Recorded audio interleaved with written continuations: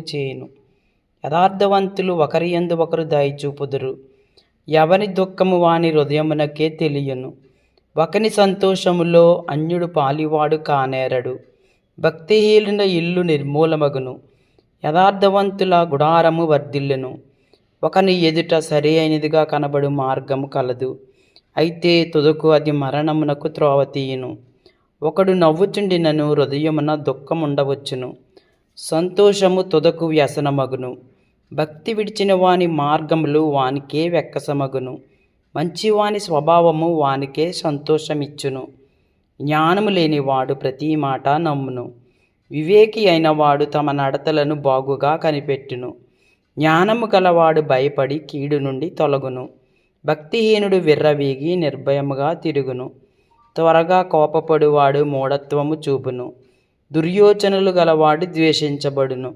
జ్ఞానము లేని వారికి మూఢత్వమే స్వాస్థ్యము. వివేకులు జ్ఞానమును కిరీటముగా ధరించుకుందురు. చెడ్డవారు మంచివారి ఎదుటను, భక్తిహీనులు నీతిమంతుల తలుపునొద్దను వంగుదురు. దరిద్రుడు తన పొరుగు వారికి అసహ్యుడు.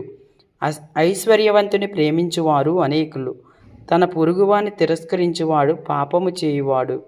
బీదలను కటాక్షించువాడు ధన్యుడు. కీడు కల్పించువారు తప్పిపోవుదురు.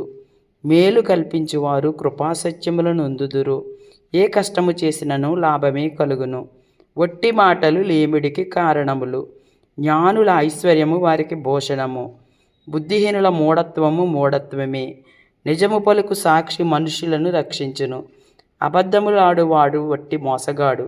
యెహోవా యందు భయభక్తులు కలిగి ఉండుట బహుధైర్యము పుట్టించును.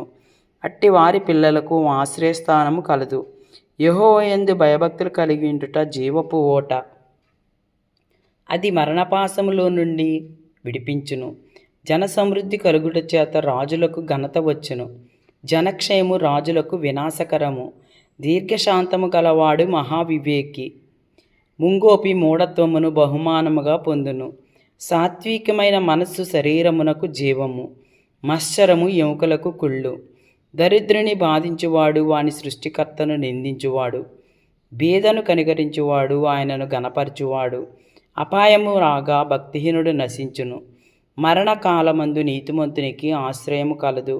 తెలివి గలవాని హృదయమందు జ్ఞానము సుఖనివాసము చేయును. బుద్ధిహీనుల అంతరంగములోనున్నది బయలుపడును. నీతి జనములు ఘనతకెక్కుటకు కారణము. పాపము ప్రజలకు అవమానము తెచ్చును. బుద్ధిగల సేవకుడు రాజులకిష్టుడు. అవమానకరముగా నడుచువాని మీద రాజు కోపించును. దేవుడు ఈ పరిశుద్ధ వాక్యమును దీవించునుగాక.